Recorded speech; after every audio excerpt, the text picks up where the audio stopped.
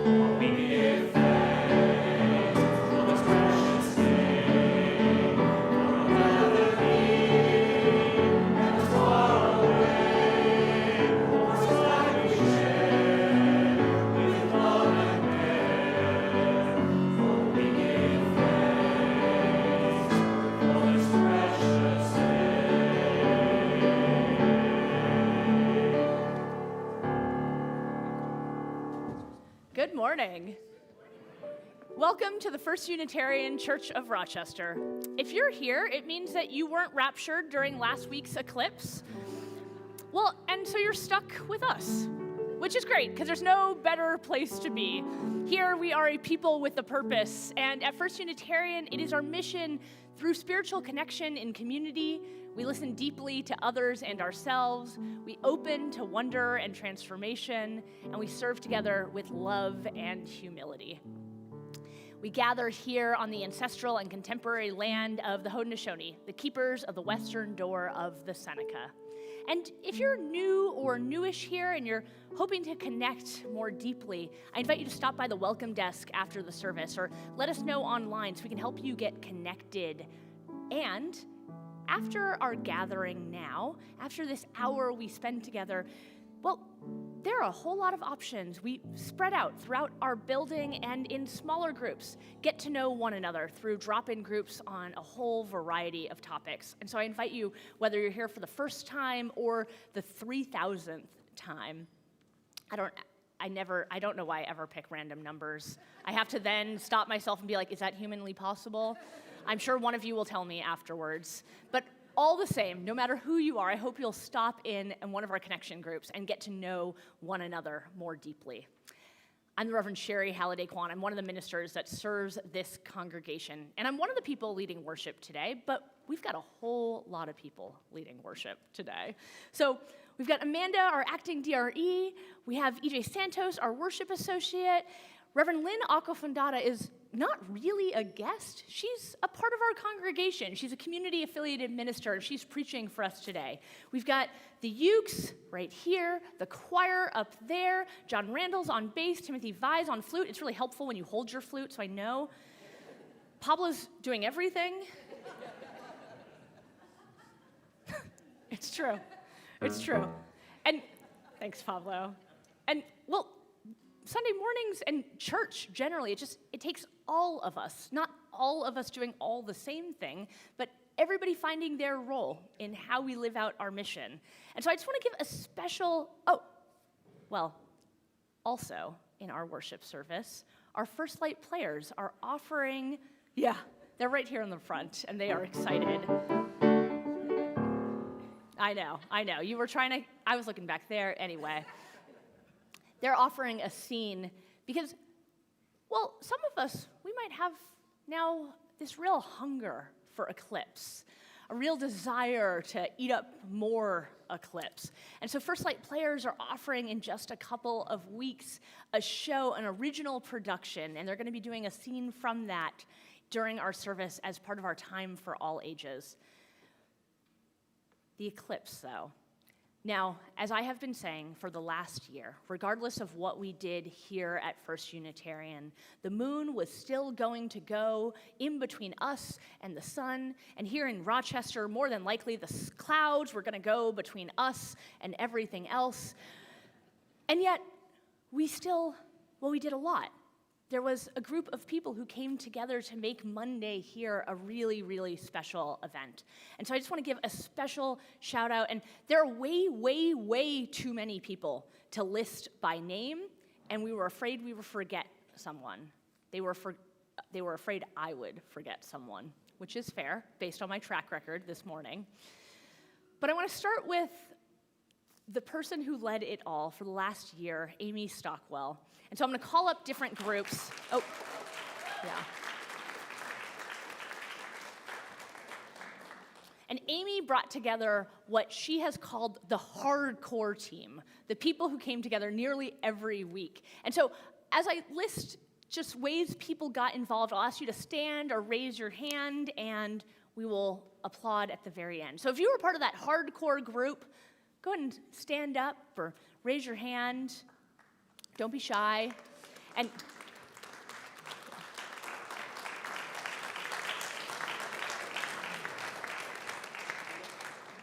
then there were the folks who, as Amy called them, the day of butt busters, who showed up to volunteer to make things happen. And so if you in any way came to this place last Monday to make not only your Monday special, but to do something for someone else, I invite you to stand or raise your hand.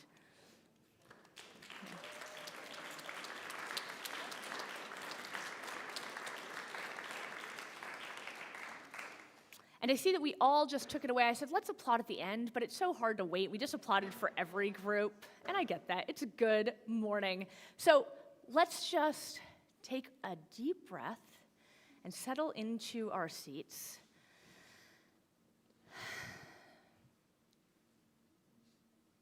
And know that the gift of presence is a gift to this community.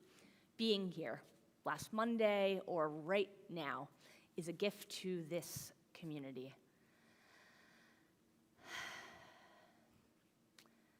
So I'm going to invite Whitney and Madrigal forward to light our chalice, and let's just applaud as they're coming up for them and for all of us here for being here.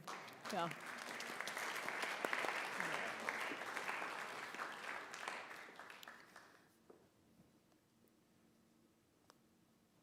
I'm just going to trust they can see it. I can't see the pilot flame, but this is what church is about. When you can't see the spark, someone else has it. And we'll join in unison words. Life is a gift for which we are grateful. We gather in community to celebrate the glories and the mysteries of this great gift.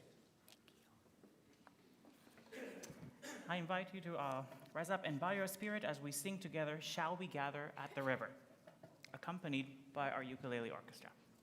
Okay. 1, 2, 3.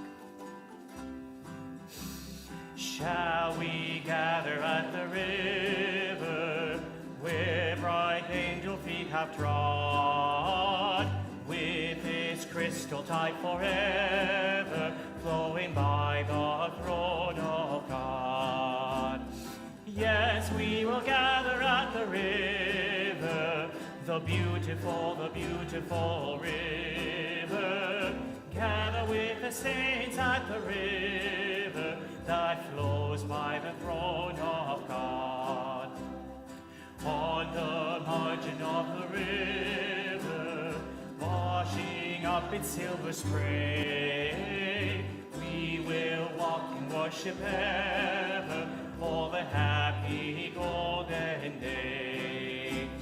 Yes, we will gather at the river, the beautiful river.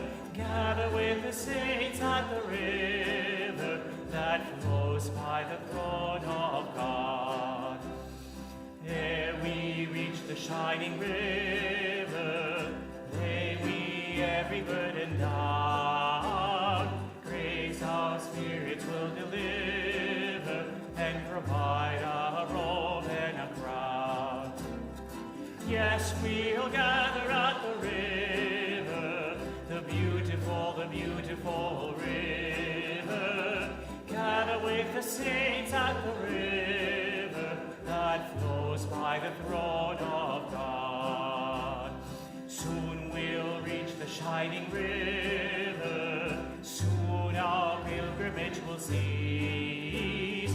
Soon our happy hearts will quiver with the melody of peace. Yes, we will gather at the river, the beautiful river. Gather with the saints at the river that flows by the throne of God.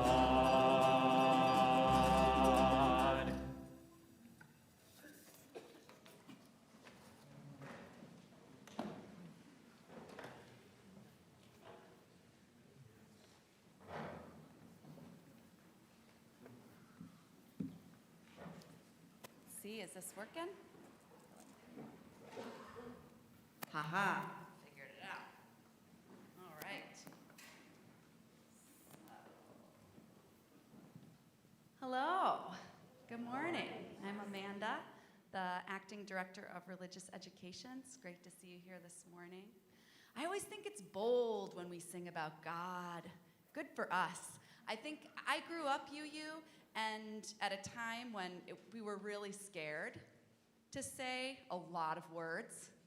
And now as a religious educator, I think we can't engage our children in conversation about these words if we never say them. So good for us. So did you know, Shari mentioned, but I wonder, did you know before today that here at First Unitarian, we have our very own theater company? Did you know? Pretty cool. I've never worked for a church that had their own theater company. It's pretty awesome. So it's called the First Light Players. It's a great name, don't you think? And the First Light Players not only perform, but also write their own plays to perform that resonate with our Unitarian Universalist values. And they've been doing it since 1875. I have a few different answers, but I think 1970s. That's, again, awesome. So right now, the First Light Players are working on a play called A Halo of Light, Searching for the Truth in the Heavens. So a halo of light, remind you of anything? A halo of light. We didn't get to see a halo of light, but we certainly anticipated a halo of light last Monday when we watched the eclipse, and we did see a great darkening and then a great lightening that followed, which was, for me, really breathtaking, really moving. And this play explores another eclipse that happens, and it takes place back in 1878. And at that time, a little before 1878, maybe 20 years before, a new planet had been discovered, the planet Neptune. And scientists were really excited. The discovery of a new planet was very exciting. And some scientists thought there might be another new planet, the planet Vulcan, between the sun and the planet Mercury. And they thought they might have a special opportunity to see this new planet because there was going to be an eclipse, a time when darkness would fall during the day, and some things might be viewable between the sun and Mercury that we couldn't usually see. So some scientists thought this was true, some scientists thought this wasn't true, and like scientists do, and like Unitarian Universalists do, they wanted to debate it. They had different ideas, different pictures of the truth. And really, how do we find the truth unless we try to bring it to light, our different understandings of the truth? So now the First Light Players are going to share a scene with us from A Halo of Light, in which some of these scientists share their different ideas about what is unfolding in the heavens. So I hope you'll join me now in giving our attention to the First Light Players.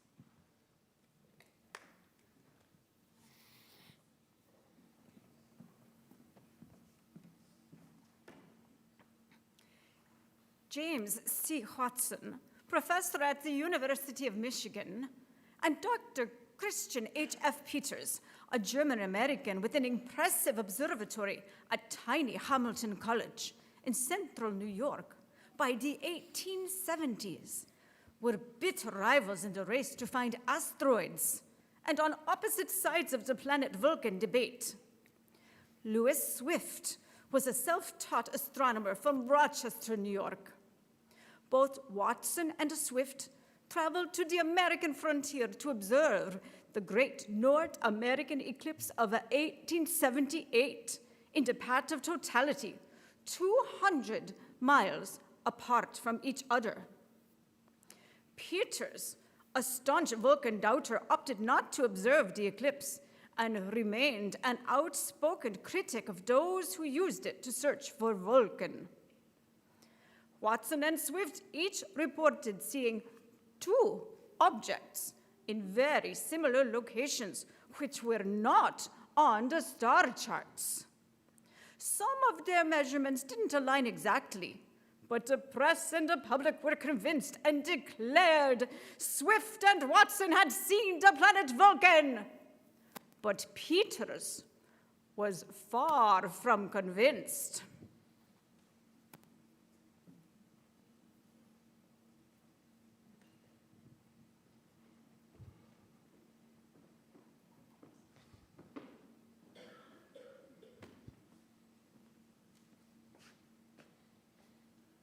Now that we have all experienced this eclipse, I should like to point out that of all of the observers of so-called Vulcan planet, only these 2 have reported seeing anything unusual.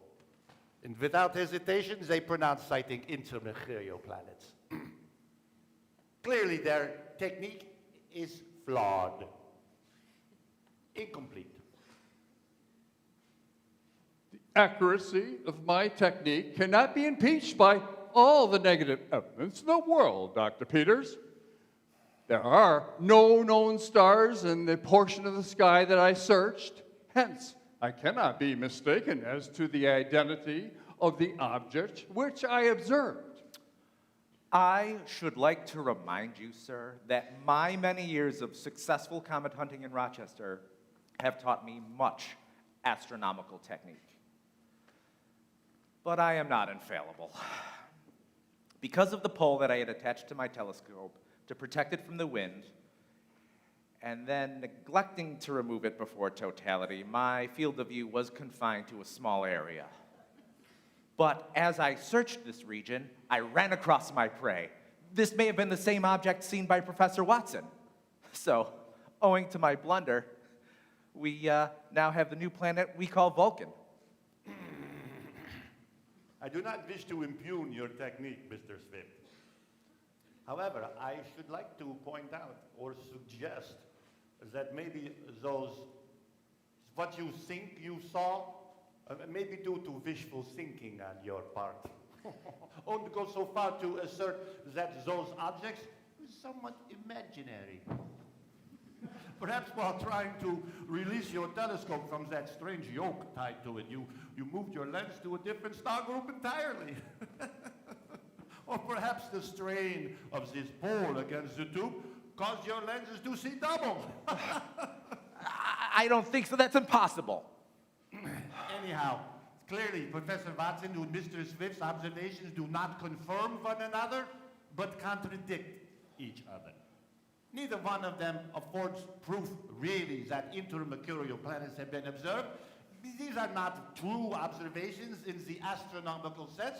They consist of general statements without precision, often incomplete, always incomplete.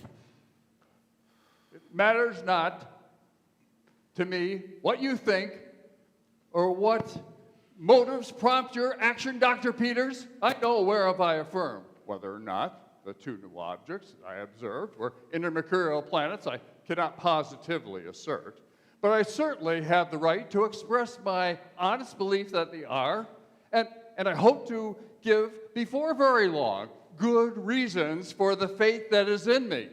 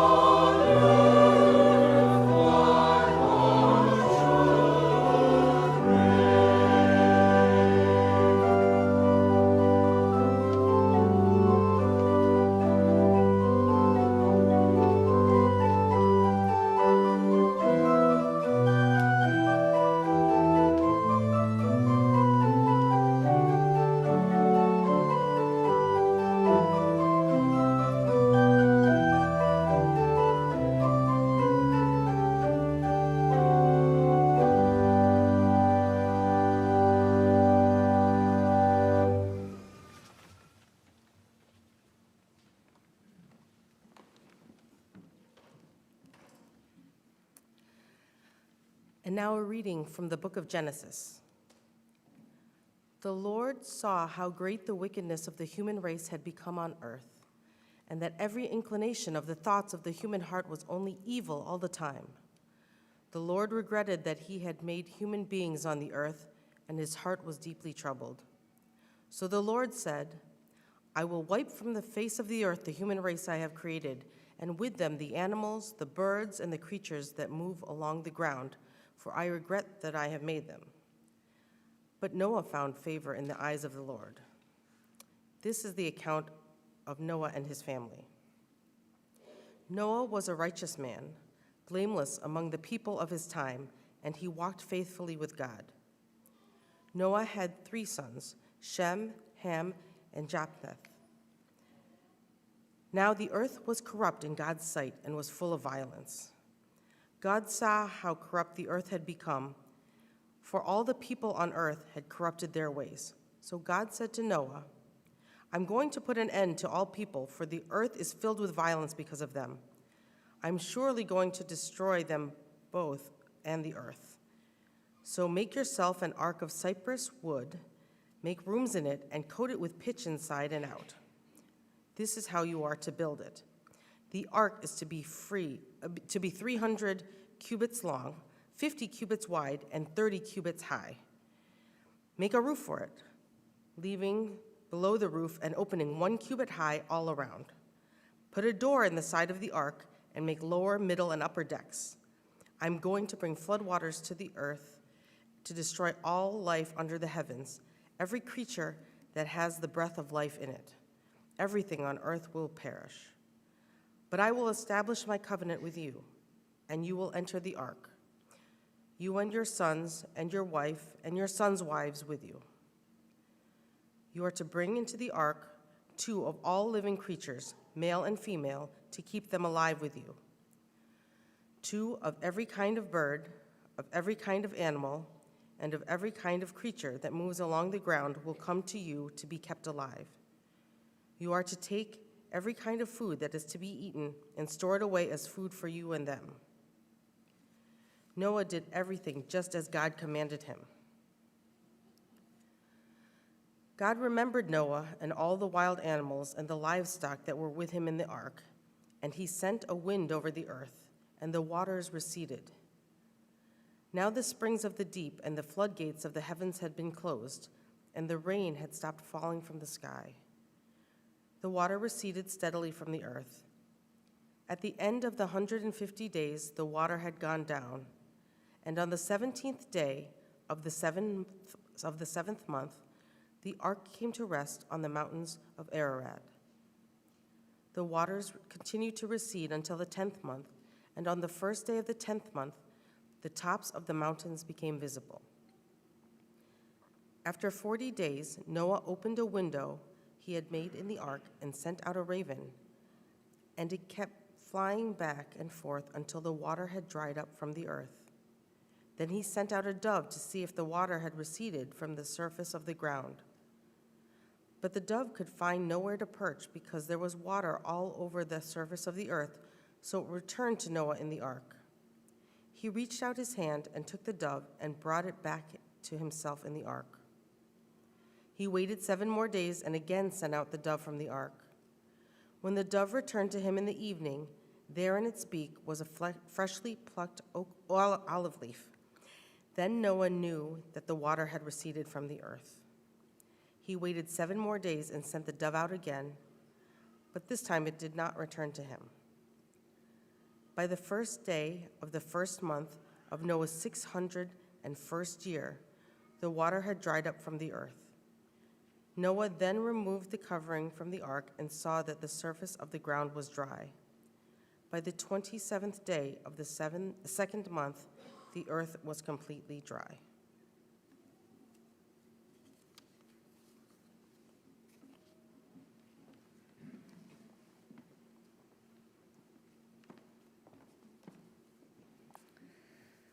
Please join me in the spirit of prayer and meditation. Settle into your seats, grounding yourself onto the earth that will not abandon you.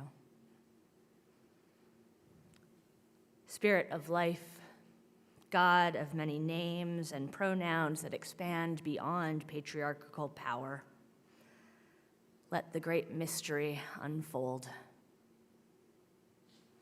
Always incomplete. None of us has a monopoly on the truth. Let the sounds of new life and the pain of aching bodies remind us that we are here and we are alive, that we are a part of the unfolding story, and each of us has a role to play. Help us to know here in this space that we need not carry it all alone.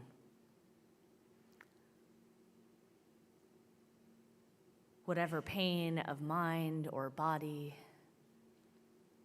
addiction or loneliness, grief or despair comes sneaking into our lives, let us set it down for just one moment. Help us to know in this space the breathing of our organ, the breathing of our fellow humans is the very heartbeat of life. Sneaking into the cracks in our heart and the sidewalk, may we find sparks of hope, glimmers of new growth, and threads to hold fast to.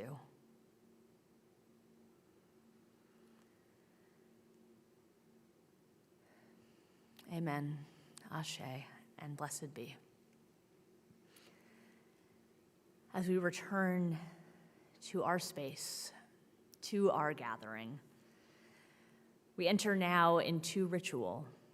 We bring what is on our hearts and we lay it on the altar of community and spirit, honoring the complexities of life, honoring whatever it is we bring to this space, whatever grief, whatever growth, or whatever gratitude is alive in our hearts. I invite you to make it physical here. Online, I invite you to share in the chat. And here in the sanctuary, I invite you to come forward to light a candle or to raise your hand and have an usher bring one forward to you. I'll light a first candle today for Alan Gunluck, whose granddaughter Mia did not survive birth. And we hold their grief in our hearts. And we hold two in community, Dick McNamara, who entered hospice this week. May these lights and all the lights that we kindle together be held in community care. May we witness to one another's hearts.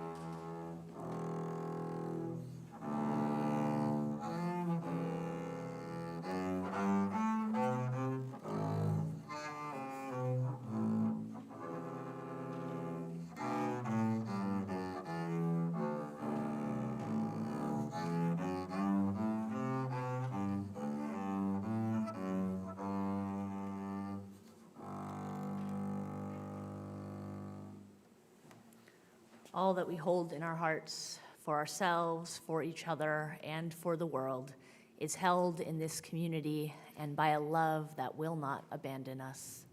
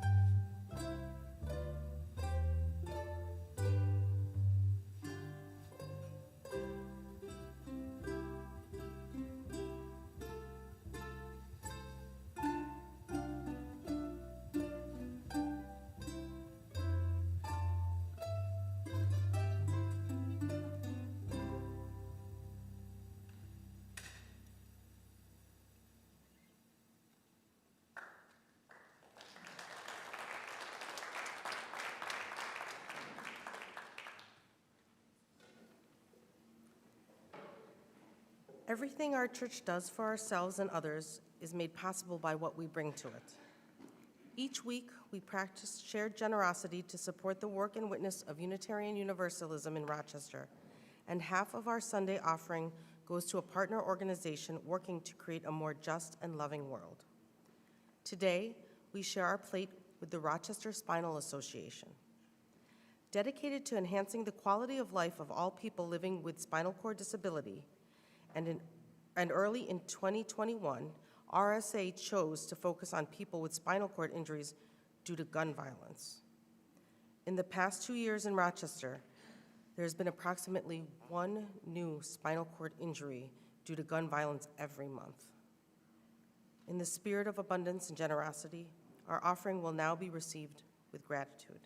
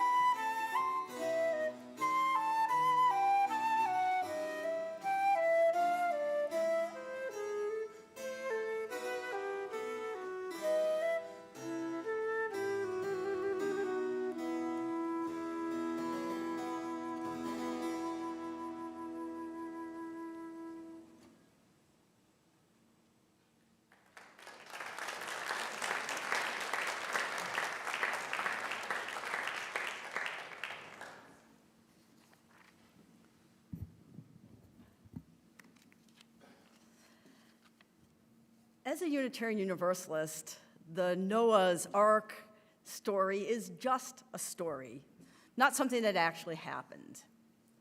But stories often hold transformative power. This ancient story has an extremely important message for today's world.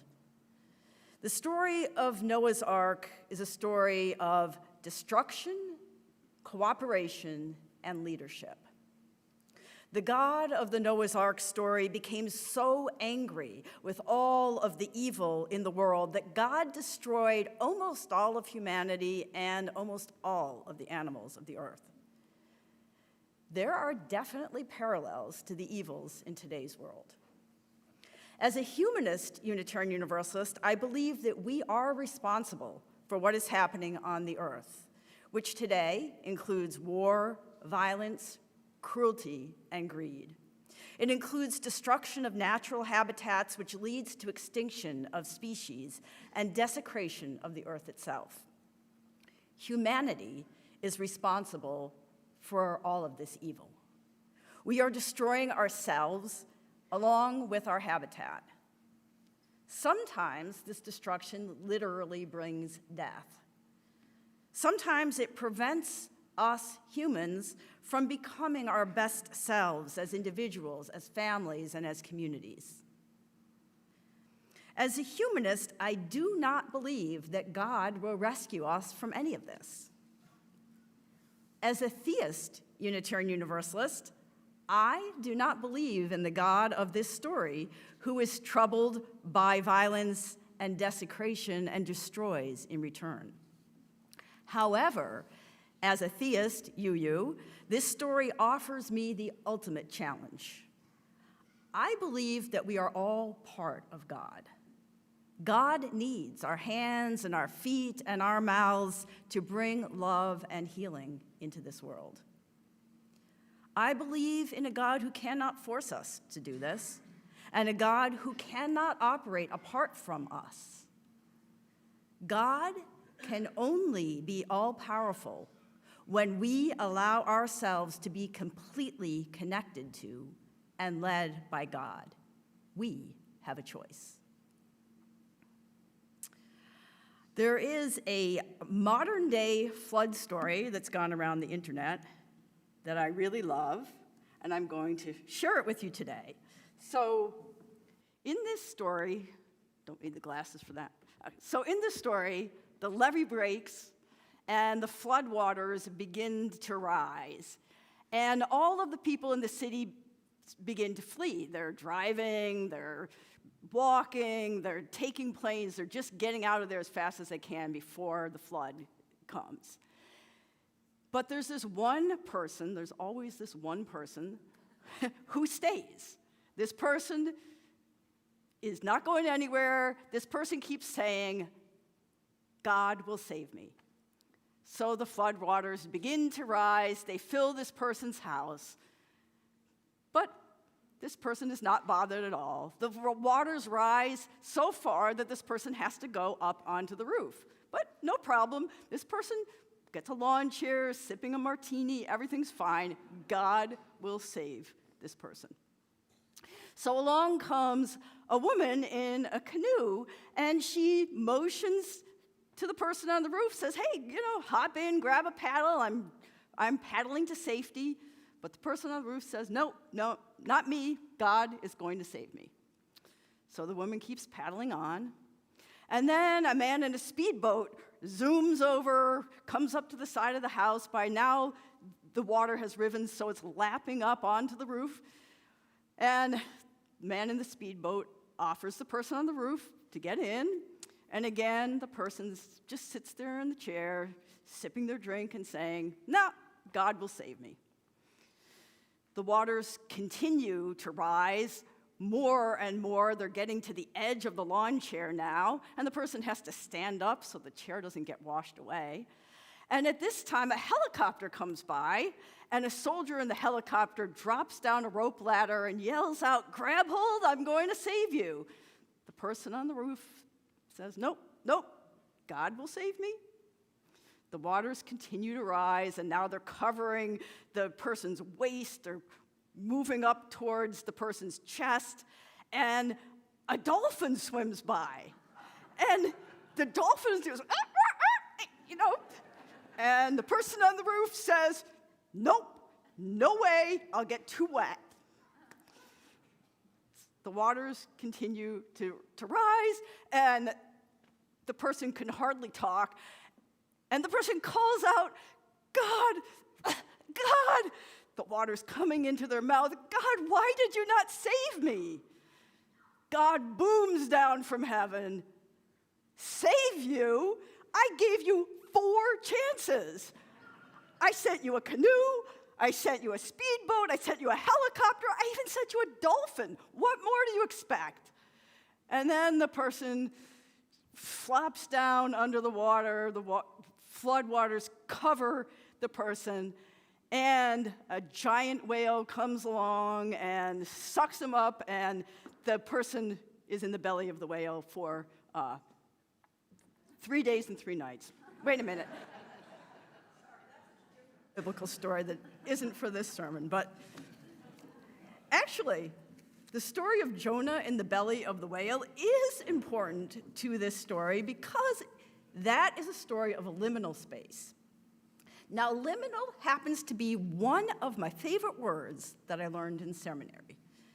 My least favorite word I learned in seminary is hermeneutics. Why? Because every time I heard the word I can't even say it, hermeneutics, I had to go look it up. I could not remember what it meant. But it has something to do with interpretation, I don't know. This is the only time you'll hear it from me. It probably has something to do with this sermon. All of you biblical scholars out there can tell me about it later. But back to my favorite word, liminal. So liminal space is transitional space. It comes from the Latin word meaning limen, and that means threshold. It's the space between one place and another. It's a doorway, a hallway, a bridge, a cocoon, maybe a freshly planted garden. The thing about liminal space is it doesn't actually have to be a place. There are liminal times. New Year's Eve is that time between one year and the next. Same with birthdays. Or the time of engagement being a time from when a person is a couple to when people become a married couple.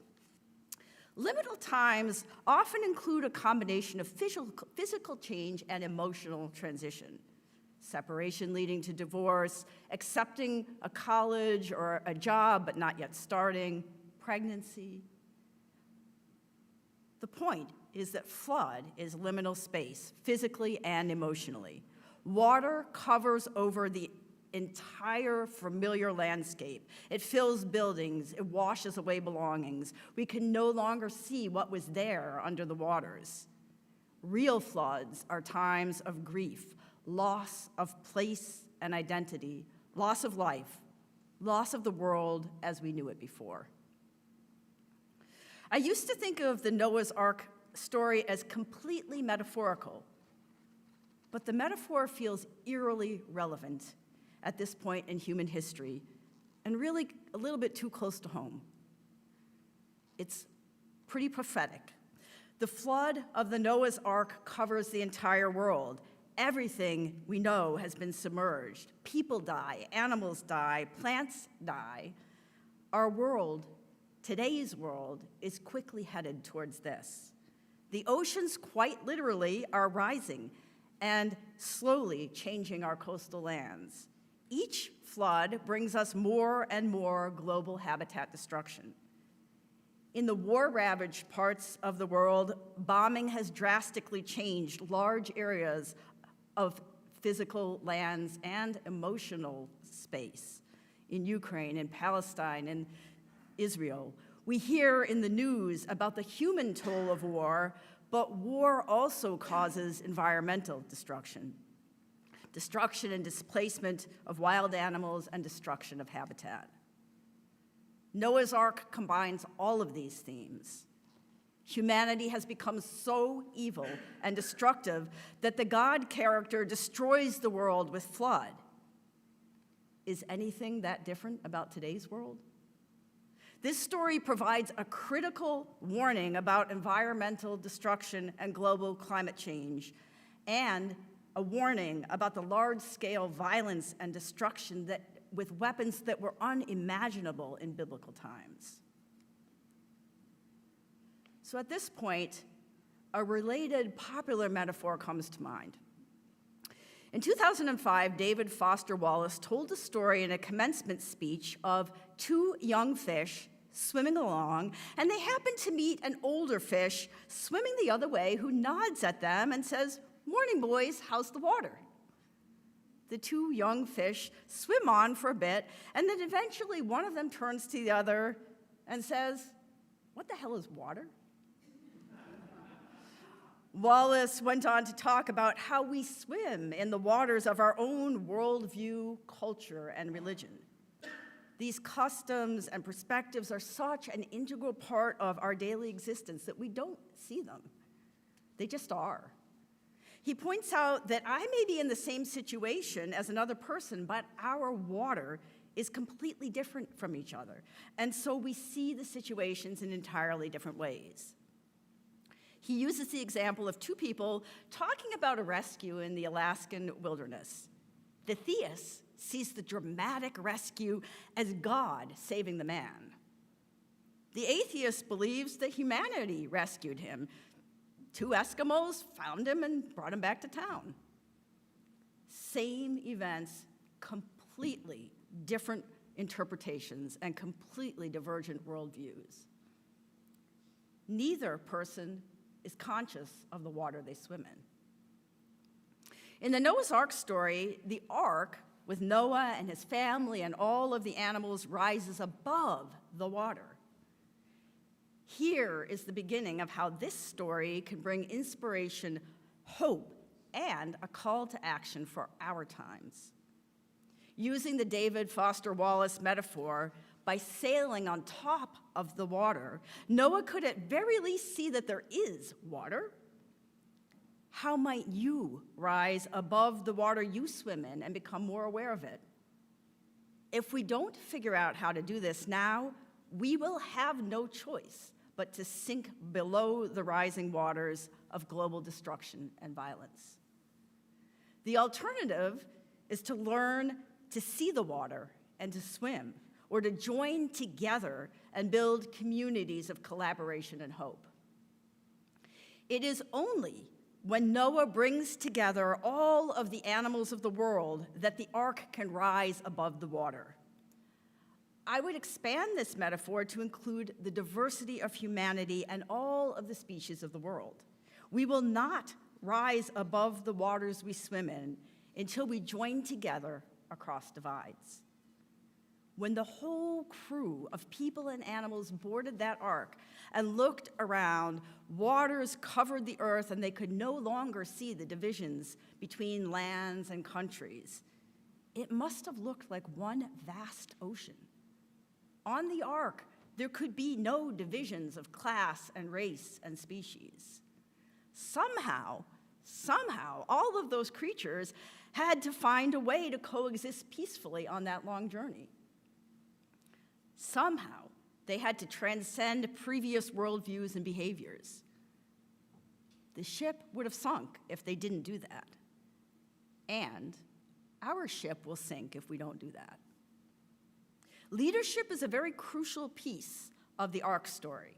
Under God's orders, Noah gathers together pairs of all the creatures of the earth. Overcoming global climate change is possible, but it will take confident and determined leadership. People who can bring people of the world together across vast differences of culture, religion, and worldview. In our Unitarian Universalist faith, we have not historically had just one leader, but many, many leaders moving together towards similar goals.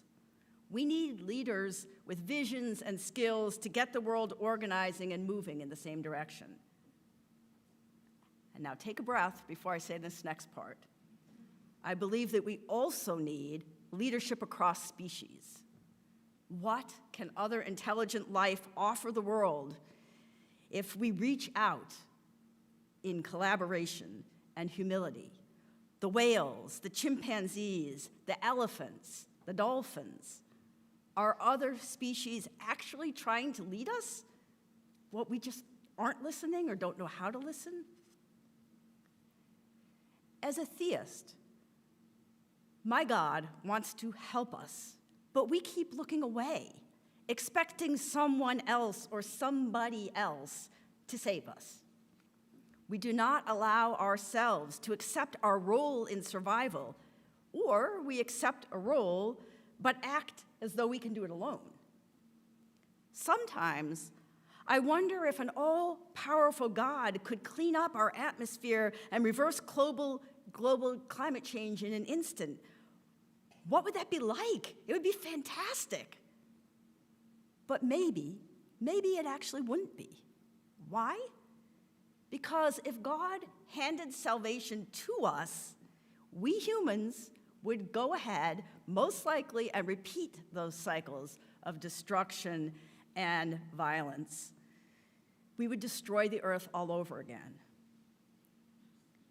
If we have in the back of our minds that we can do anything and God will save us, we will be lost. If we are hopeless and believe that there is nothing we can do, the earth will be destroyed. If instead we understand this impending global tragedy and we believe that anything is possible, we can and we will learn how to come together across our divides, across species, to save the earth. If we do this, we will have to be changed as a species. We will have moved to a new level of consciousness and connection across race and religion and culture and worldview and species. If we persevere and change ourselves as a species, we will not repeat those cycles of destruction and violence. We are at a major watery crossroads. Survival is not guaranteed. However you want to interpret the God character in that modern-day flood story to fit your own theology, God gave the person 4 tries. I see this person on the roof as a part of each of our inner souls. It's the part of me who wants to deny that there are any problems in my life and in the world. The part of me who waits for someone else to change the scene and rescue me. Each one of those good Samaritans is also a part of me, the woman in the canoe, the man in the speedboat, the soldier in the helicopter, even the dolphin. They are all parts of me that go out of my way to help others, sometimes taking risks, sometimes sharing my supplies. We need to transcend all of these characters and learn to ride on the back of the dolphin together. So in practical terms, what does that look like in today's world? How do we set out on a journey to survive the coming floods and transcend those divisions between us? Change is hard and it takes risk. The Noah character and his family took a tremendous risk, building a huge ark for a flood that hadn't yet happened, and then leading the animals on board, stocking it with grain and food. They didn't know if the plan would succeed. They had no idea. They followed a vision, and eventually that led to a treacherous sea journey that finally ended by sending out the dove, who came back with that sign of dry land, the olive branch. The branch of peace led to fertile lands and new life. The waters receded, and they started a new life that transcended the previous worldviews and behaviors. If Noah and his family didn't take that risk, change would have come, but it would have been in the form of them dying under the floodwaters. In our world today, it is going to take a large effort on our part, and it has to happen now. We cannot wait for others to step forward and do the work. We need to connect across those divides to heal the world. This means getting involved with community projects beyond our own family and beyond our own church. Our lives are so full and so busy that it's easy to say, well, there isn't enough time, or really, this just isn't the right time for me. If today isn't the right time, it will be too late. Our families will drown in the coming floodwaters, or die in the scorching heat, or in all of the expanding world violence. Our relatively comfortable lifestyles are time-limited. We are being thrown into an epic journey, whether we like it or not. Today is the only time. That makes it the right time. It's all we have. Be like Noah. Be inspired by Noah. And I'm not saying go out and build arks. I'm saying listen to how the world is calling you to act. Listen to what your neighborhood needs from you. Listen to what this city needs from you. Take risks to connect with people that you don't know and really don't understand yet. Don't just focus on your own family and friends, because we cannot save the earth in isolated units. We can only save the world through cooperation, through coming together across vast divides. It's time to commit to the journey before we no longer have any choice. Where are your skills needed? How can you lead in your own way beyond the walls of your own home? Our common earth, home, the earth, depends on you and on all of us.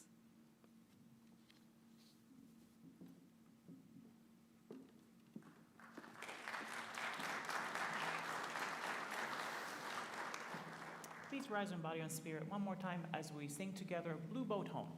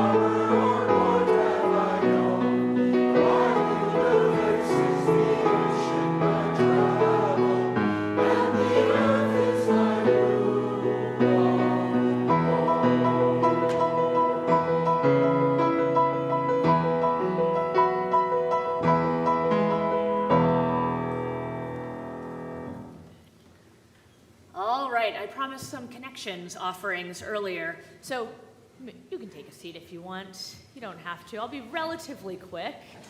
So there's UU 101 if you're new or newish and want to learn more about Unitarian Universalism. Parenting Matters also meet, so if you're parenting a school-age child, or I suppose up until high school age, you'll be meeting also. And then the rest of these they're drop-in. Pick one. Pick one. So sharing about your edible garden, the Buddhist Fellowship, those are two separate things. Yoga for the season, Soul Collage is happening. There's a bagel sale in the lobby. And then your Board of Trustees linkage team, that is to say, the team that is charged with, the committee that's charged with the board connecting with our mission, our congregation, and the community beyond, they're sharing a little bit about what the heck have we been up to for the last 5 years. It's an invitation to discussion. So you've got lots of options. Pick one. All right, I invite you to join me in extinguishing our chalice. We extinguish this flame, but not the light of truth, the warmth of community, or the fire of commitment. These we carry in our hearts until we are together again.